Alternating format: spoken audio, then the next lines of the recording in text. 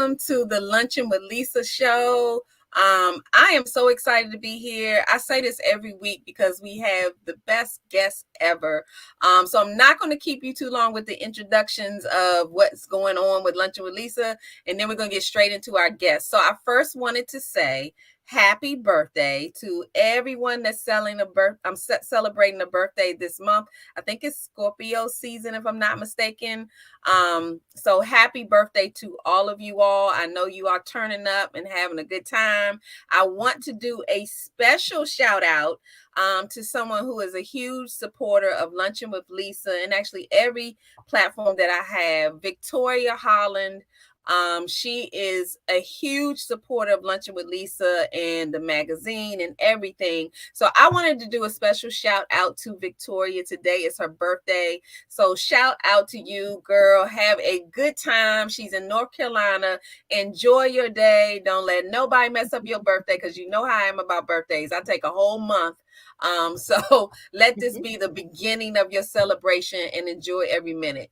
I also wanted to say happy anniversary to all of those who are celebrating love. I am a mushy gushy kind of person. So anytime you're celebrating love and relationships and things like that, then hey, Dana's on, yay. Then I want to say, enjoy the love, stay in the moments, and happy anniversary to you. I also wanted to shout out saying congratulations to everyone who has either graduated, you might have graduated early, you might have started a new business, whatever it is that you're doing, congratulations to you. That applies to our guest because she has released her new book. So congratulations. We're going to introduce you to the new author. Okay, yep. But she's not really new to the game, but we're gonna explain all of that because she's good at what she does. She just now gonna share it with the world through her book. So we're gonna congratulations to you, congratulations to everybody else. Thank you. I wanted to actually do a shout out to the DSM media team. I know some of you all realize that Shariva Smith and I actually handle background production for online shows like Lunchin with Lisa. And we also do things like graphics. We do background. If you see anything that's involved with Lunchin with Lisa, whether it's the production or the ads we do, the commercials we do, that's all DSM Media. We have a Facebook page out there. So if you're looking for some help, you want to have a show like this, or you want some graphics to promote, look up DSM Media. We love what we do. So please hit us up. We'd be happy to help you.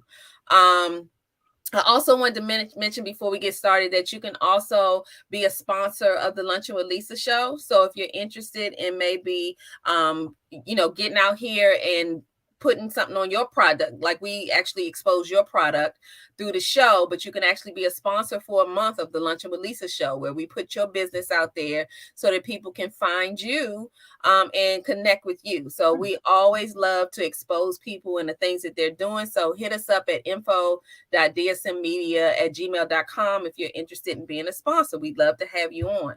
So without further ado, and we'll make some other announcements of things we have coming up later on in the show, but we wanted to actually introduce our guests. So I'm not going to do a huge bio introduction or anything like that, because I think once she starts sharing who she is, she's going to tell you everything you need to know. But I will share with you that she's, I believe, a third generation writer and now a new author. And if you all have been paying attention, and maybe I won't tell you the name of the book just yet, we'll just introduce Donna Marshall.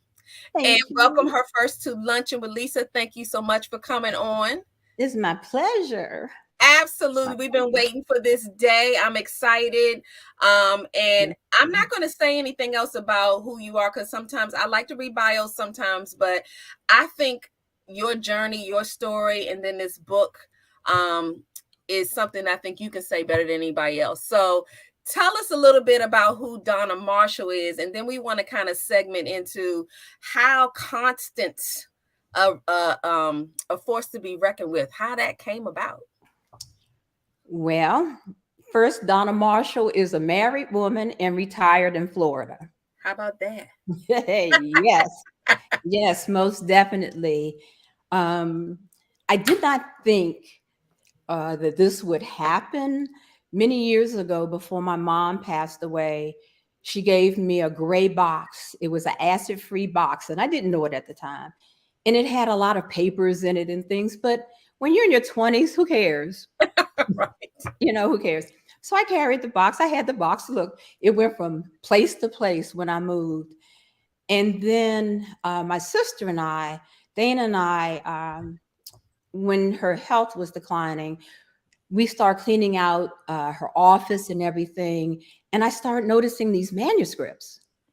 And so I kind of said, well, I'm going to take these home and I'm going to look at them and see what's going on. Now, my mom had vascular dementia. Fortunately for us, she still knew us. Okay. She knew who we were. So Dana and I were doing things in the basement, putting stuff up. So I went up our basement steps. Well, we lived in Southeast and DC, and going up those steps, it was like, and my mother, in a moment of clarity, said, what do you have in your hands? And I felt like I was 8 years old. And Right. I went, your manuscripts. I said, I like to read them. She said, take them, copy them, and bring them back. And I did. But my mom wrote more about her father and his family in St. Thomas. Me reading the manuscripts, I got into my grandmother. And I was like, this is where I get this from. This is where my other sister gets this from. This is where my mother gets this from. And I went, and grandma did what? I had to tell her story, because she was one of those invisible brown women who nobody really knew her except Mary McLeod Bethune. She really knew her. Those were two peas in a pod. And I just said, I'm going to do it. My neighbor just finished teasing me not too long ago, because she said, Donna, when you start writing this, you didn't come out the house for 2 years. And I said, well, I'm getting ready to go back in the house because I'm starting a second book. So I had to write her story. She did too many things in the 60 some years she was alive. She accomplished more than what some presidents, I think, accomplished. What she did for her people and people in general, not just people of color, but people with limited means. It just inspired me. So I had to write about her. And I just call her OG, because that's how I feel about it. And just what you said is one of the reasons why I was so excited to have you on the show, and so excited for this book, because it just kind of ties into, and I know you all we're going to give a little bit more information about the hidden treasures, but to me, she is the definition of a hidden treasure, which is why the timing was so perfect, because that's what this show is all about. If you really want to ask me about what the show is about, it's about exposing those people. A lot of times those people are doing amazing things and no one knows, because either they're not big enough to get the message out, or people aren't paying attention because they're looking over here. Whatever the reason is, it's missed.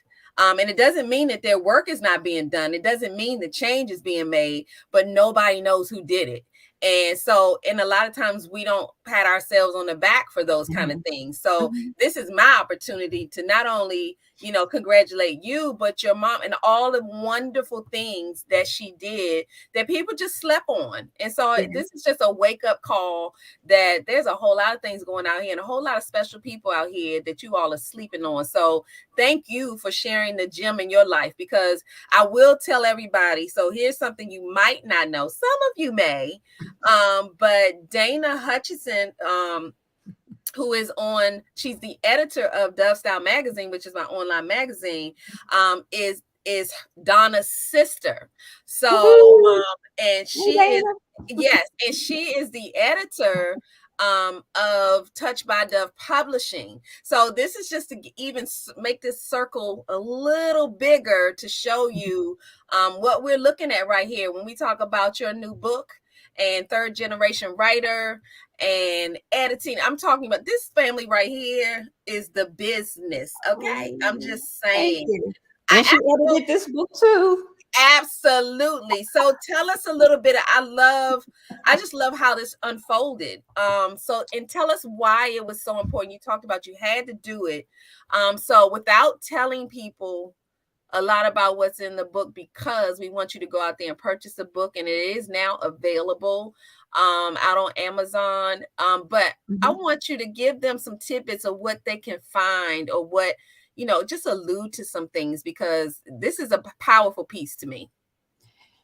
They're going to find that there were women that was educating the president of the United States. There were Black women educating the president at that time of the United States. They're going to find out that Eleanor Roosevelt was very good friends with Mary McLeod Bethune. That they're going to find out that there were strong women, not just my grandmother, but the lady who delivered my mother in the country kitchen. Okay, they're going to find out that there were some strong women, and they had nothing. When I tell you they had nothing, there's a picture I just found, and it was a picture of my mother when she was about maybe 4 or 5, her older brothers, and one of her brothers had on a coat and had like a string around it to tie his coat together. My mama said they were so poor they couldn't afford to spell it. She used to tell us that all the time. But there were things that these great women, and I didn't write about my mom, which I could have, but my grandmother did some things during a time where women weren't supposed to do anything but to be quiet and to obey their husbands. And it's okay to have, the head of the household. I get that, but this is a woman who was highly educated. She went to an all-white high school. She was the only Black student. There were 500 students. 499 of them were white. She went to the Agassiz School in Massachusetts. She spoke Latin fluently. She spoke English.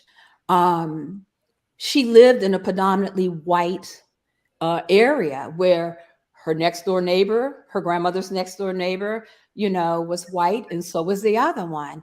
And some of that is in the book. But she knew the importance of young girls to be more than just maids and cooks. She knew that if she invested in their lives, that it would just produce so much fruit. And she fought tooth and nail to make it happen. And when she was told no, yes just came all out of her. Right. I've read 8, 9, 10-page letters that my grandmother used to write to the archdiocese when she wasn't happy, or one of the priests who told her to be a good little wife and sit back and wait till her husband tells her what to do. And see, I can hear her now saying, you need to kick rocks. In a very respectful way. Right. So I had to get her story out. And my ultimate goal is to make it a documentary, because she has touched so many lives that we didn't know. We saw a documentary about the AKAs called 20 Pearls. Deborah Riley Draper did this. And then my sisters are looking at TV and they're like, that's grandma. Oh, and grandma helped the AKAs? And grandma did this? Wow. And I reached out to Miss Draper, and she was kind enough to walk me through some things and give me some ideas and pointers to be successful with an endeavor that I was really scared of. I was scared. I didn't think I was good enough to do this. So really? Yeah. That's surprising to me. Look, I will bungee jump. I will fight an alligator out there. But I'm from DC. I'm making some shoes and a belt. Yes, sir. Right. But to write about somebody who was just her, and Yeah. knowing when my grandmother graduated from college, my mother graduated from college, my sisters graduated from college, I graduated from high school, so I didn't go any further. Okay. And I've been asked, what, you didn't go to college? No, but I stayed home and take care of my little brother who had cancer so my parents could work. And that's what I did. That was my contribution. But I just knew that my grandmother's story had to be told.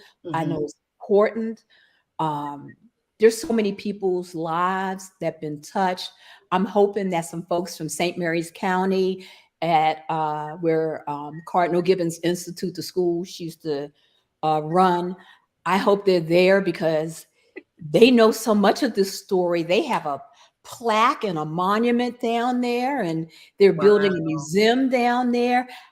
When Dana and I went down there with my dad, my grandmother's piano was there, the piano which they used to play, and Wow. some of the desks that the students, they preserved it for their museum. So just So to see, this was destiny, because that's how you're discovering all of these things that were right around the corner. yes, and a lot, she was part of an elite group, and this mentioned, now we can bring it up later, but she was part of an elite group, and she had to be something else to be face to face with like 20 or 30 men in this group. They were business owners and everything else, but she did what she felt she had to do. Mm-hmm. She believed in taking care of the community. She believed in education. My little sister says education is the new currency.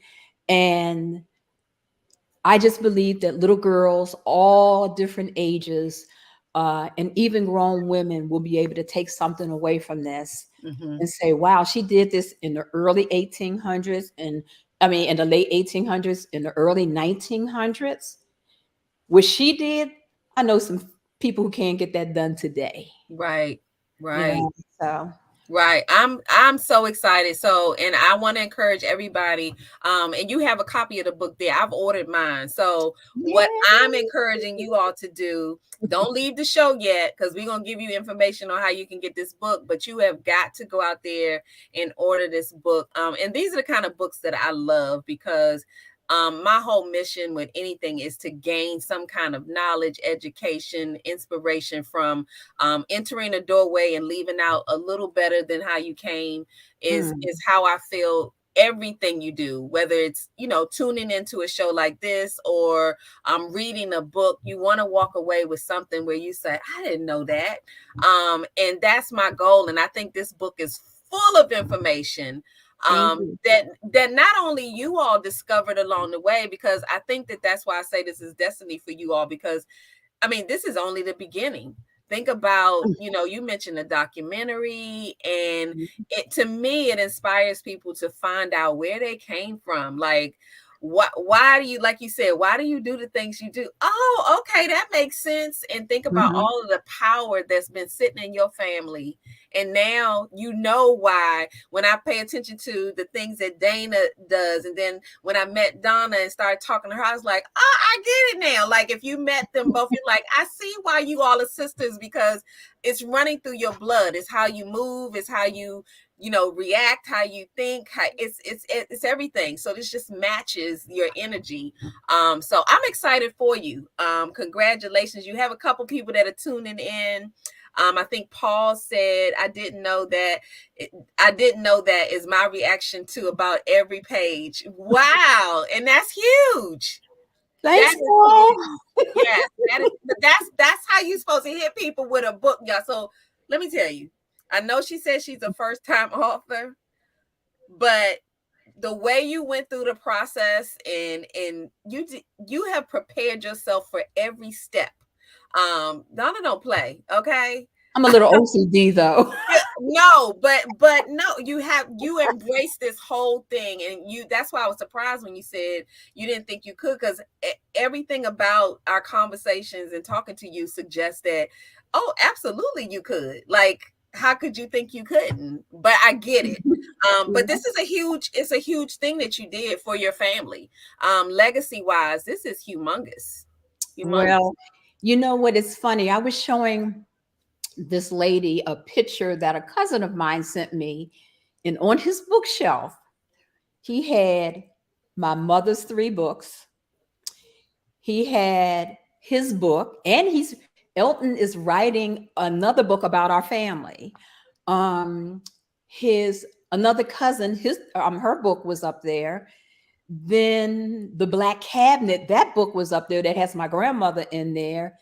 And I said, "You're missing 5 more books." And he goes, "5?" I said, "Yeah, my baby sister wrote a book." I said, "My niece wrote 3 books, and my baby sister's husband wrote a book."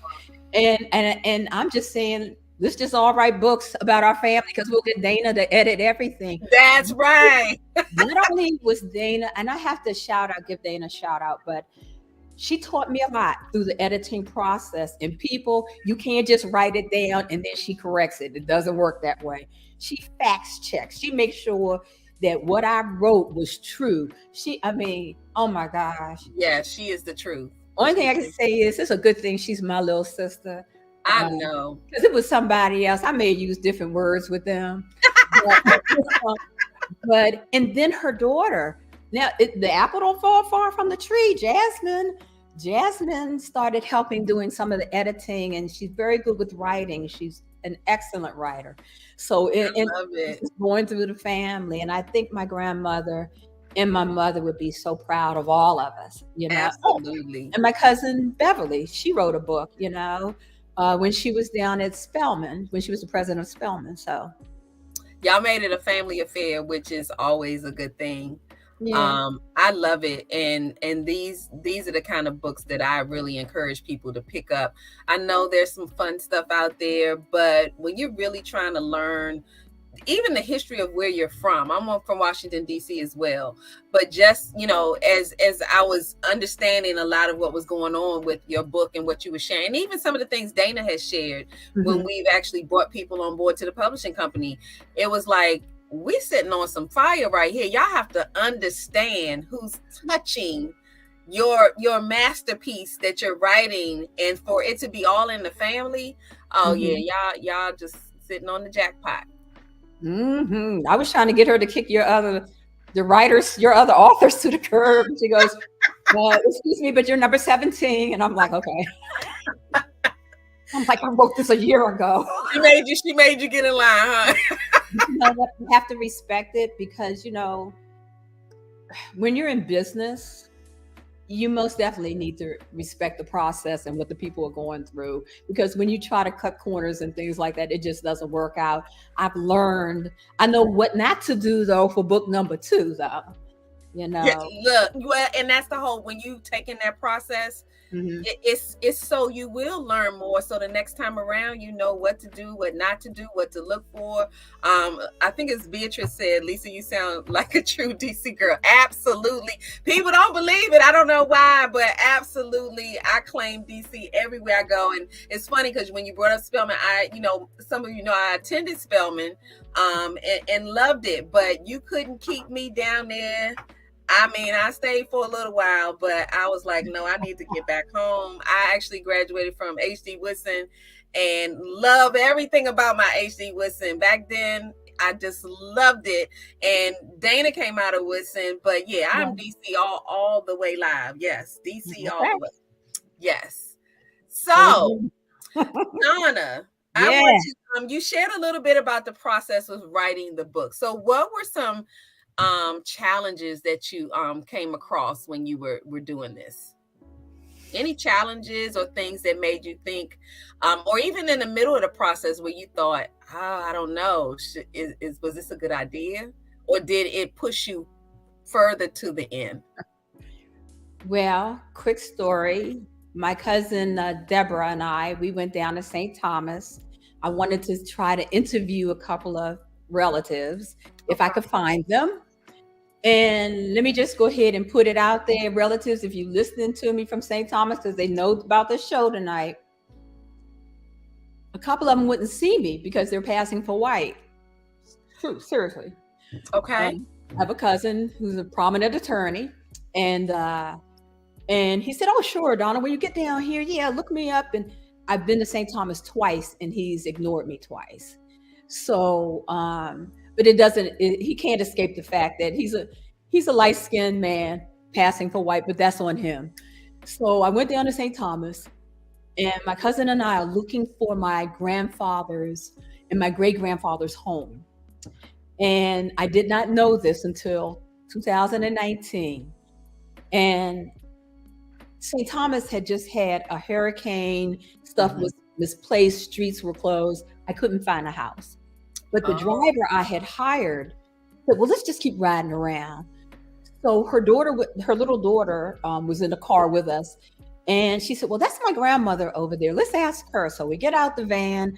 Her grandmother is selling bananas, and she tells me she's 100 years old. Wow. And I said, "Well, I'm looking for the Daniel variety store and the Daniel home." And she said, "Well, look no more because it's right behind you." And I turned around and I looked and I said, "Well, there it is." And then this is what just made me speechless. She said, "And honey, they were good to their slaves. If you were going to be a slave, you wanted to be a Daniel slave if you were going to be a slave." And I'm like, "What you mean what?" And I looked at my cousin like, "Who owns slaves? We own?" So I was so embarrassed. I didn't know if I was happy at the fact that they treated their slaves well. Right. I get you. They owned slaves. I didn't know how to respond. Right. And so I told Deborah, I said, "Well, I guess it was nice that they treated their slaves." Yeah, that's like a weird position, right? But she said, "Oh no, the house they lived in, their slaves lived right next door in a house just like it." And when I looked at the houses, I was like, "Oh, well, they did." I mean, I felt a little better. And it's a historical landmark. There's a plaque up there from St. Thomas. So, and my ancestors owned Water Island in St. Thomas. My grandfather is considered mulatto. You know, he looks white. In some pictures that you look at him in the book, he looks like a light-skinned black man. But that's because those pictures are 80, 90 years old. Right, you know, photographs, right? And it gets darker and darker. But I had to show somebody a picture of my grandfather holding me when I was a baby, and they went, "Oh yeah, okay, we got it." But my grandfather, he did something which I thought was fabulous. And when he left St. Thomas and ended up going to Tuskegee, back then the United States didn't own St. Thomas. And so when they had, it's called a transferred accord, where all of a sudden now St. Thomas is part of the United States, but they never changed. What they did was they never reached out, like the census never reached out to my grandfather to say what he was, and they just automatically put Negro. He kept it that way, so anybody asked any questions, he didn't have any problems being married to my grandmother, who was of a darker complexion.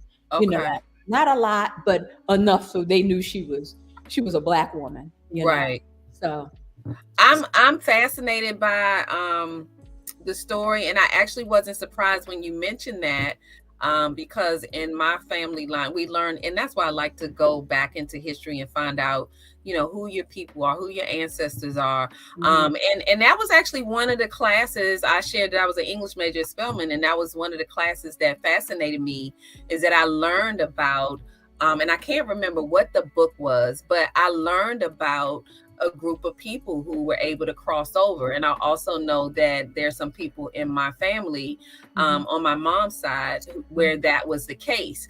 And there were times, and I don't know if other people have run into this, when it was time to do your family tree, I got pushback on you know, certain levels with my family, because whether they didn't want that exposed, or, you know, you didn't want to talk about it, whatever the case was. But you would think that people don't have any problem with that, but you would be surprised at, you know, some of the history. And if you watch some of the movies out here, they kind of explain that. I think that there's a movie out, came out earlier this year, called Oh my gosh, I've forgotten the name of it. It actually is a black and white movie. It's filmed recently though, and it's with the young lady who played in Creed 2 as the girlfriend. She Mm-hmm. plays in the movie, but it deals with that issue of being able to pass. Mm-hmm. And it's a very interesting thing to know. Mm-hmm. And so I encourage people again to books like this and finding out where you came from, what your history is as far back as you can. But you start to learn a lot about what went on in the world, and think about it. It wasn't that too far back. Mm-hmm.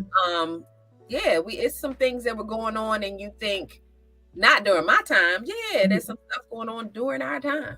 Mm-hmm. Mm-hmm. Yeah. Well, you know what? I'm gonna tell you something. I It's had called Passing. Yeah, I'm sorry.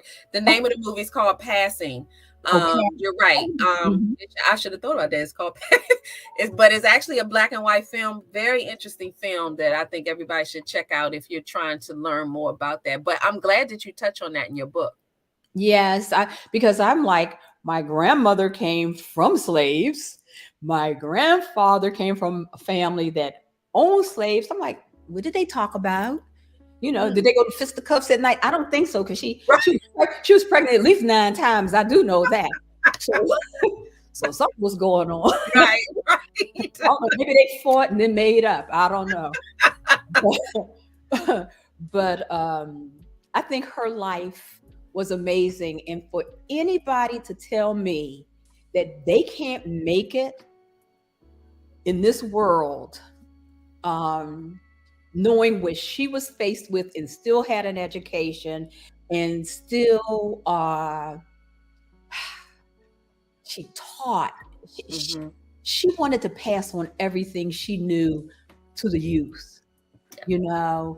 And one of the funny things that I've learned in this process, I called every cousin I possibly could, and a few of them are listening in, I know that's right. and they did not know a certain a lot about my grandmother. They didn't know about Cardinal Gibbons Institute and what they went through in in uh, in Maryland. They had no idea. And then I was talking to my husband, and I know why now my cousins didn't know. And I'm talking cousins in their 70s and 80s Mm, would have known grandma, you right. know, and because she died when I think I was 6 when she Okay. died. But there's certain things I remember about her, like M&Ms. I know that sounds crazy, but we could get M&Ms going to her house. Um, but I don't know. She just she just did so much and wanted so much for not just black boys and girls, but she was drawn to the girls because she knew that they could fall by the wayside. They Mm-hmm. could be in somebody's kitchen. They could, and she just knew there was more to them. And she got pushback from the Archdiocese of Baltimore for wanting to teach them. Wow. And she told the Archbishop himself in a letter, which I can show. She said, "I'm going to probably make you angry in this letter." She said, "But I want you to know I'm very tenacious, okay?" And every time he told her no, she went yes. He said, "You can't go do this." She said, "I'm doing this," and she did it. It's Those are those hidden gems. Those are those hidden treasures. We never know who behind the scenes is fighting some hidden battles. And that's what I encourage. Actually, young people. I think, wish Sharon Parker was on here, she would love this conversation. But I encourage young people to find out about, if you find out your history, you find out why you're able to do the things that you're able to do now. Mhm, And it didn't happen because of you. I think mhm, sometimes our youth forget about the fact that there's somebody else who paid the price, or who fought the yeah, battle, or like you said, didn't receive that no, in order for you to be able to just walk in and do what you want to do. yeah, And we gotta remember that. And mhm, I think this journey that you went on in writing this book actually, for your whole family, has given you something to read and say, wow, that's what we did. Even my family, this is how my family contributed to the community, to the world. Yes, yes. You know, my mama, my mama told me, and she told Dana and David and Ronald and Vicky and all of us. She always told us. She said, "You come from good stock," and she said, "You're a Daniel." Sorry, Dad. She said, "You're a Daniel, and you're made of good stock, and you can be anything you want to be." And she told my brother this. She told my brother Ronald this. He was looking for a job or something. I don't know, but she said, "I don't care if you're a trash man, you be the best trash man out there. Do you understand me?" You know, so my mother spoke always positive things to us, except when she was jacking us up. Well, she didn't know which one we were. She would go, "Ronald, David, Donna, Dana, which one are you?" You know who you are, right? Yeah, look, and if I'm spiking you and it's for the wrong thing, you did something before that I catch you, you know. So she basically talked to us, you know. And there's such a gap between us. You know, my oldest brother is 71 or 2. And my little sister is in her early 50s, you know. So there's a whole, you know, and Dana and I kind of just were thrown in the middle. Fell in the middle. In the middle, but I just felt it was just important to get the information out about my grandmother. What she did, I thought, was miraculous in that day and time. I think it's miraculous in this day and time. Absolutely. And she didn't let anybody stop her or move her, even though there was a period in the book, in her life, that she shut down. And I understand why she shut down. But when she got that second win, watch out. I love it. I love it. I wanted to shout out everybody who's tuning in, the family, the friends. We have Lynette that's tuning in from North Carolina. We have Eve. We have Eve Bennett. We have T. Harris. Jasmine is on, Beatrice. Thank you all for tuning in. This is some great conversation. I'm actually, and I probably already told this to you, Donna, but we definitely want to bring her back in because we want to give everybody a chance to read the book and then maybe have a show where we come back and talk about the book, because I think this is one of those pieces. So share a little bit about what's been happening with the book since you released it. Yeah, like tell us what you're doing with this book, because you ain't just write the book and publish it. That's not what she did, because she did what you're supposed to do with the book. You start moving the book, you start bringing that book to life. So tell us a little bit about what you're doing with it. Well, I didn't have a plan. I asked God to lead, guide, and direct me. And so what I did, I purchased 100 books myself. I love it. There were people also who wanted to get it from Amazon, which was great. But in the beginning, I had to learn the hard way. Amazon can take their sweet time when they want to release it. And when I tried to order my own book, it told me it'd be about 30 days. And I'm like, that's true. What? So I'm learning. They also, you know, they mess with the price. I said, well, I thought I said it at this price, but they messed with well, anyway. What's been happening from Ingram Spark, who is my publisher, I got the little bestseller badge. They said I moved a lot of books. I went from 100 to 29. Woo! Yeah. So many people, my classmates, my best friend. This blessed me. I have 3 really, really good girlfriends in my life. You know, Sylvia and I have been friends since 60 years. We've been friends 60 years. Wow. And she called me and she said, Donna, because she went to Tuskegee. And she went, oh, Donna, I didn't know. She was like, I didn't know. She goes, Donna, I couldn't put the book down. Wow. And to hear her say that, to get that affirmation, not somebody stroking me because they know me. And then, you know, I have another girlfriend named Gladys. Gladys just was like, Donna, you can do this. And I'm like, oh, I'm so sick of this. And because I wrote everything by hand. Yeah. Old school. That's right. I wrote everything by hand. And Dana's like, oh, you're not typing it? I wasn't going to give her a manuscript written by hand. Um, so I did that, and it started moving, and then next thing I knew, I'm like, okay, I'm going to. My husband and I will be going to Bethune-Cookman because they want a few books for their library, but they also want the papers I got from the Library of Congress between my grandmother and Miss Bethune, and then Jill Watts, the author of the Black Cabinet. Jill sent me 130 pages of handwritten letters and typed letters between Mary McLeod Bethune and my grandmother, and Wow. that's when I found out my mom was a spy in the camp for Miss Bethune. She would go to Miss Bethune would find out who was speaking maybe at Howard University to the students, and to get a prominent individual into the Black Cabinet, my mother would seek them out. And then my grandmother, Miss Bethune would give the okay, and then my grandmother go get them, right, and say, "Oh, hey, you need to be part of this." So, Oh man, wow. yeah, my mother was a spy in the camp. Um, but my grandmother was so matter of fact. If you said, "Grandma," she was this type of person, "Grandma, do you like my dress?"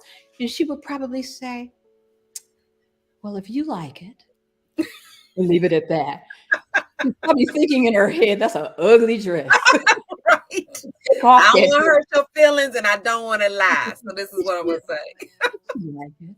That's that Um, bless your heart thing, huh? Bless your heart. yeah, I was all the 100 books I ordered are gone. Wow. Um, People wanted me to sign it and things like that. And there are a few special things, I wanted to make sure that they had, I don't know if I have it in this book, but I made sure they had bookmarkers and things like that. Um, I had a special launch last Friday, October Yes. 21st. And that was special to me because that was my little brother's birthday, and he would have been 57. He died from cancer when he was 8, many, many years ago. And I invited my neighbors who have been supporting me. And I had to say thank you, but it was also a book launch. And everybody got books, and we need another 2 books here, and we need another I this. love and it. and then Paul's wife Karen, is always encouraging me, and Mary Kate, and just the people in this area. But I'll tell you something, this is a predominantly white neighborhood. This is 95% white. Okay, and it's okay with me, it doesn't bother me. But what blessed me was they were interested in what I had to write, because my next door neighbor came to me and said, "I'm ashamed." She said, "I'm ashamed. Why didn't they teach us this?" And I Mm, said, "They didn't teach us this history because our history wasn't important." mm. And what they don't realize is that Black history is beyond February. Black history is every single day. And I tell Absolutely. people, when you go through a stop like, think a Black person. And when your elevator's doors close, think a Black person. And when you're ironing, think a Black person. And when you're making peanut butter and jelly sandwich, think a Black person. Um, there are just so many things that weren't taught or weren't deemed important. And Right. for her to come and tell me that blessed me beyond measure, because I'm like, one person got it. One person. One person got it. And that's all it takes. That's right. One person. And I know other people, they're understood, because I've been on my soapbox. I've been teaching Black history since I got here. You know, in the pool. Look, I keep my book in my pool bag. Oh, you need Absolutely.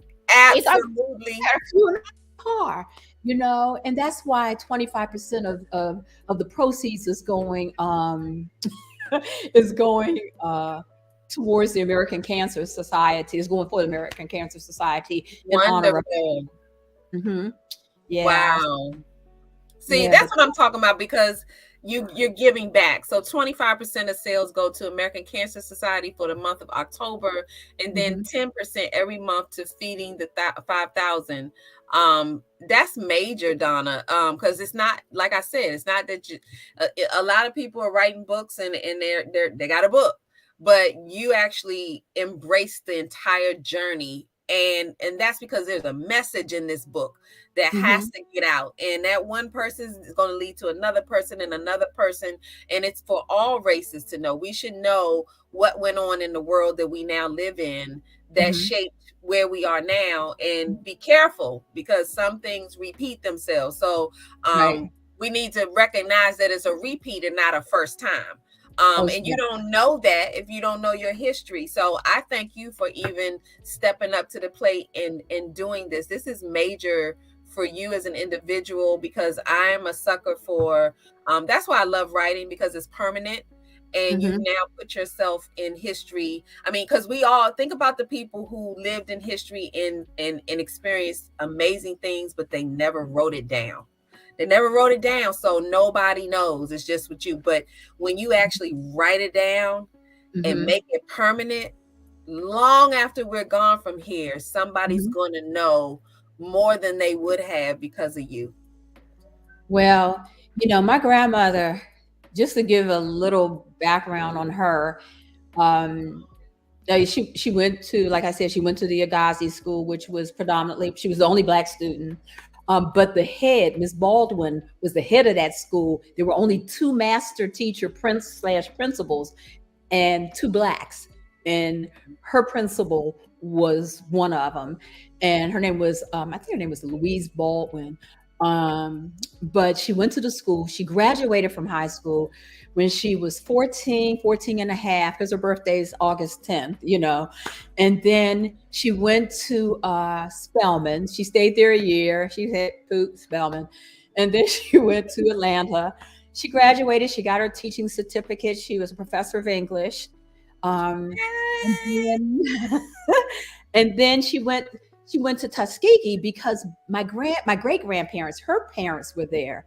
So her mother was a concert pianist, and her father was an architect who helped. He was one of the 3 Black architects that built St. Paul, Minnesota, as well as Rankin Chapel. He was also the first Black designer for Tiffany's, and so, oh yeah, they just finished. Oh my gosh, if y'all not taking notes right now, oh my God, keep going. Yeah. So she came from an educated family. So she made it there to Tuskegee, but Booker T. Washington told her, you got to get a little education, little work history under your belt. So she went away. She taught for 2 years in Wichita, Kansas, came back, and alongside her father was a professor at Tuskegee. And then my grandfather, he left St. Thomas, went to Cuba, worked a little bit, did a few things, and then he went to Tuskegee to get his degree.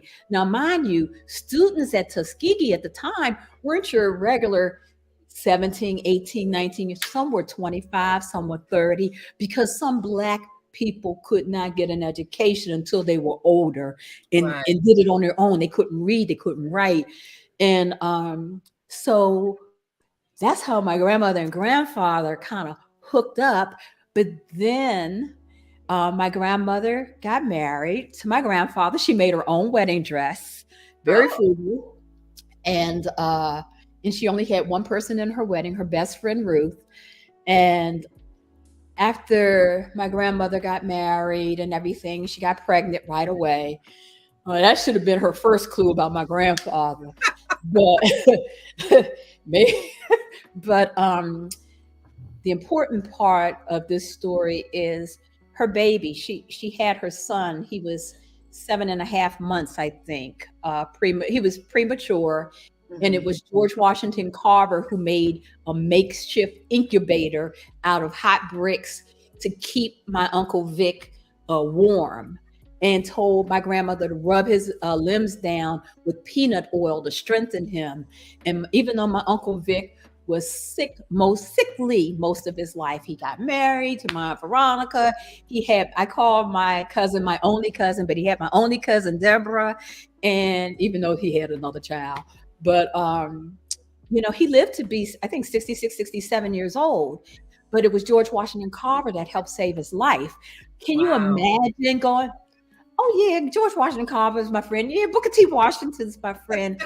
Right. But when I have the letter, I think I only typed it because the letter was so light. But we have a letter from from George Washington Carver to my grandparents when they lost one of their children. Wow. And yeah, he gave his condolences when the archbishop wouldn't, and when the priest wouldn't. So but This anyway, rich. This is rich. No, yeah, there's so much I more to the think it was story. Paul who said I learned so much about Black history when speaking to Donna. This is so rich. And everybody, if you have a moment, just click that share button and share it to everybody. They can definitely check it out on replay. But these are the kind of conversations that I think everybody should start to have, so we can just get a better understanding of us as a people. Because I think these kind of conversations too bring us closer together when we Mhm. have a better understanding of who we are, Yeah. where we came from. And Mhm. that, here's the thing, a lot of times we think we didn't have anything to do with some of these things that happen in the world, and come Mhm. to find out, not only were we around, but it was direct connect, family, everything. Mhm. And who would have thought? I love this, and I love what you're doing. We didn't take many breaks at all because I've just enjoyed the conversation. Shariva, maybe we can have one commercial and we're going to come back. We're going to find out where you can get a copy of the book again. I want you to actually share some things that you really want the reader to walk away with reading your book. And Okay. then we're going to have some TikTok moments and maybe a little luncheon with Lisa minute, because we only got like 7-8 minutes left. So let's go to a commercial break and we'll get right back. Okay. I love you like la la la la la la la la la. I love you like la la la la la la la la. I love you like la la la la la la la la la. I love you like la la la la la la la la la.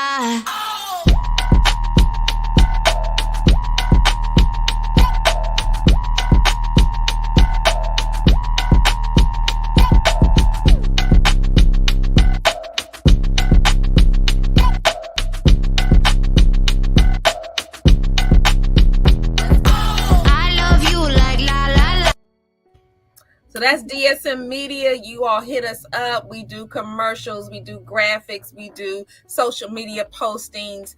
Oh, you're welcome, Jasmine. Thank you. I'm so blessed to be able to even share your family. I am extra blessed, so I want to make sure I'm doing a special little shout out to the Touch by Dove publishing team. Y'all see what we working with?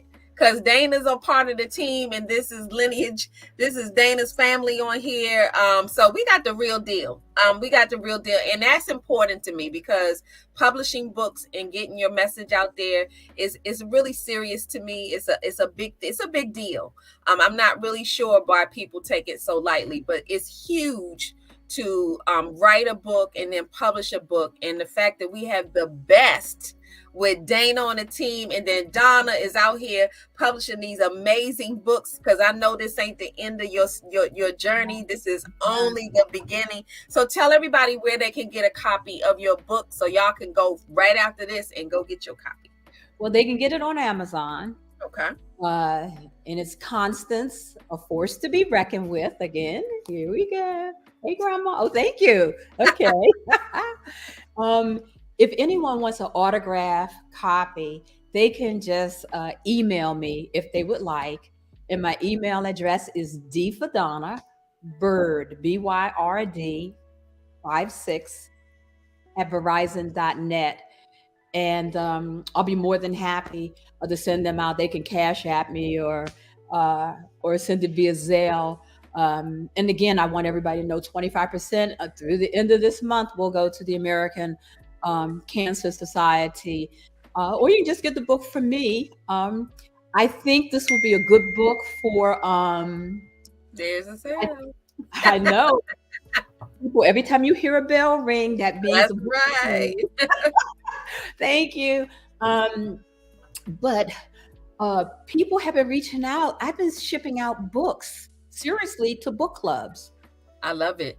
And I was supposed to meet up with a book club here in this community today, this evening, but I let them know I was doing the show and suggested they just go ahead and check it in. But I've had so many of my neighbors who've been instrumental in getting the word out. And I'm in the pool all the time. I love the pool. So when they go, Donna, what you doing?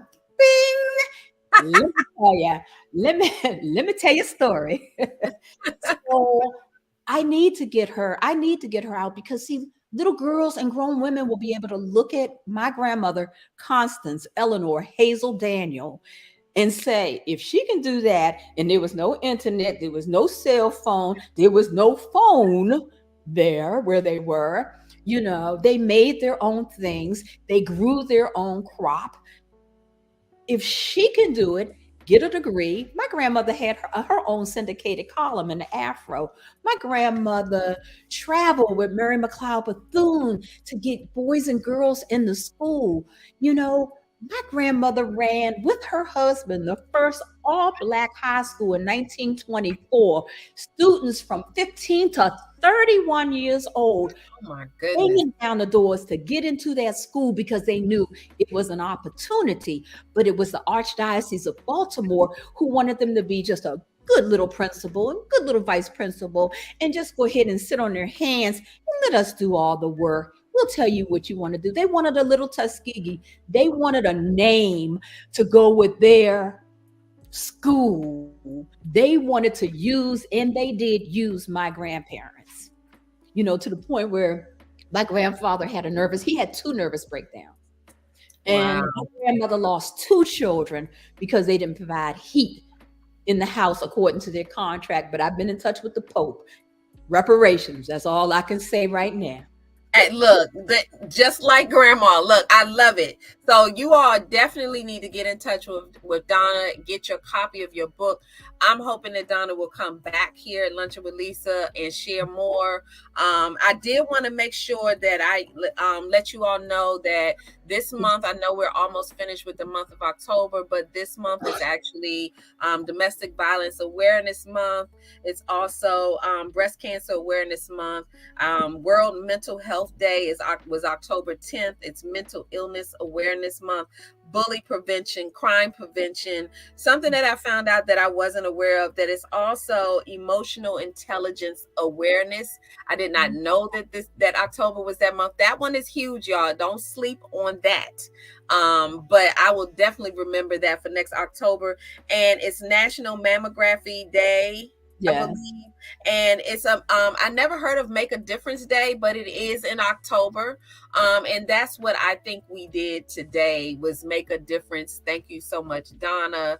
Don't sleep on this read. Absolutely, Dana, by Constance, a force to be reckoned with.